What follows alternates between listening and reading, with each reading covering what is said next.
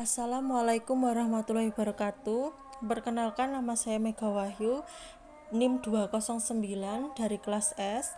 Di sini saya akan memberikan video presentasi mengenai tahapan konseling. Yang pertama, pengertian konseling. Konseling adalah bantuan yang diberikan kepada individu atau kelompok untuk menyelesaikan suatu masalah melalui wawancara dengan cara yang sesuai dengan keadaan yang tengah dihadapi untuk mencapai kesejahteraan dalam hidup. Sedangkan bimbingan konseling adalah proses pemberian bantuan yang dilakukan melalui wawancara konseling atau face to face oleh seorang ahli yang disebut konselor kepada individu yang sedang mengalami suatu masalah atau yang disebut konseli yang bermuara pada teratasinya suatu masalah. Pendekatan konseling itu ada tiga. Satu, pendekatan langsung. Yang kedua, ada pendekatan tidak langsung. Yang ketiga, ada pendekatan eklektif. Jenis-jenis konseling yaitu ada tiga. Satu, konseling individu. Yang kedua, konseling kelompok yang dilakukan secara bersama atau secara berkelompok.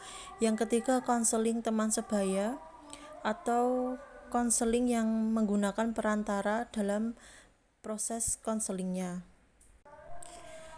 Tahapan dalam konseling terbagi menjadi tiga. Yang pertama ada tahap awal, yaitu identifikasi masalah, merupakan bagian dari proses penelitian yang dapat dipahami sebagai upaya mengidentifikasikan problem serta membuat definisi tersebut menjadi lebih terukur atau measurable sebagai suatu langkah awal penelitian. Secara umum, mengidentifikasi masalah terdiri dari tiga langkah. Yang pertama, satu, menemukan masalah. Yang kedua, mengidentifikasi sumber permasalahan. Yang ketiga, menciptakan kalimat atau kalimat permasalahan. Dalam tahap awal terdapat proses konselor dan klien. Yang pertama, membangun hubungan konseling yang melibatkan klien yang mengalami masalah. Yang kedua, memperjelas dan mengidentifikasi masalah. Yang ketiga, membuat penjajakan alternatif bantuan untuk mengatasi masalah.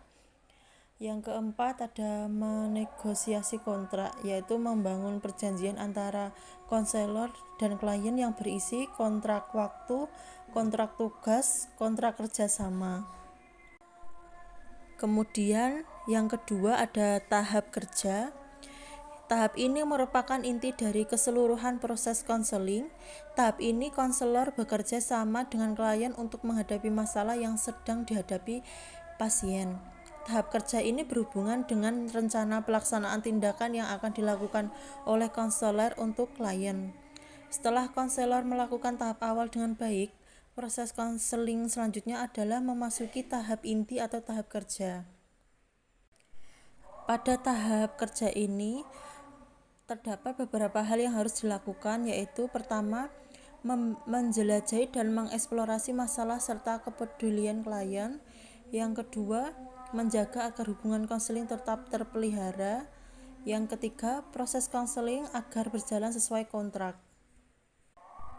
Selanjutnya, tahap ketiga yaitu keputusan untuk bertindak.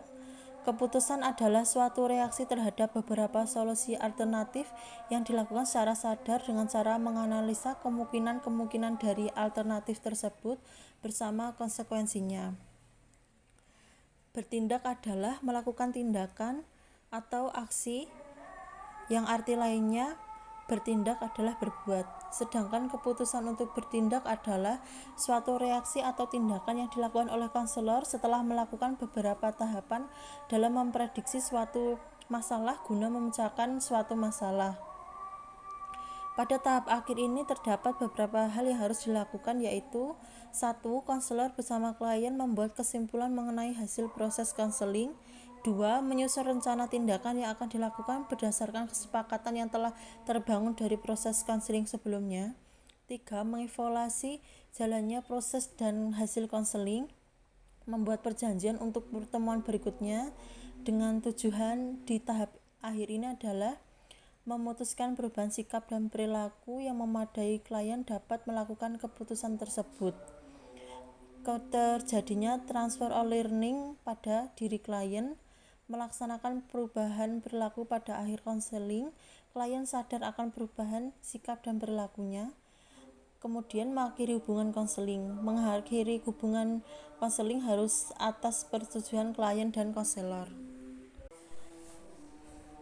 Pada tahap akhir konseling ditandai dengan beberapa hal, yaitu 1. Menurunnya kecemasan klien, 2. Adanya perubahan perilaku klien ke arah yang lebih positif, sehat, dan dinamik, 3. Adanya rencana hidup masa yang akan datang dengan program yang jelas, 4. Terjadinya sikap positif, yaitu mulai dapat mengoreksi diri dan meniadakan sikap yang suka menyalahkan dunia luar. Tujuan konseling. Layanan konseling individu menurut Toirin adalah agar klien memahami kondisi dirinya sendiri, lingkungannya, permasalahan yang dihadapi, dan kekuatan serta kelemahan dirinya. Tujuan dari konseling adalah merujuk pada fungsi pemahaman. Maka tujuan layanan konseling individual adalah melalui layanan konseling individual klien dapat memahami seluk-beluk masalah yang dialami secara mendalam dan komprehensif. Merujuk pada fungsi pengetasan, yaitu maka layanan konseling individual bertujuan untuk mengentaskan masalah klien dari masalah yang dihadapinya.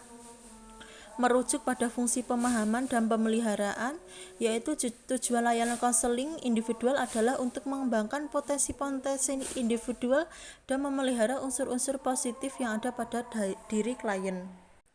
Faktor-faktor yang mendukung keberhasilan konseling. Ada faktor individual, yaitu faktor kepekaan panca indera pasien yang diberi konseling akan sangat mempengaruhi kemampuan dalam menangkap informasi yang disampaikan konselor.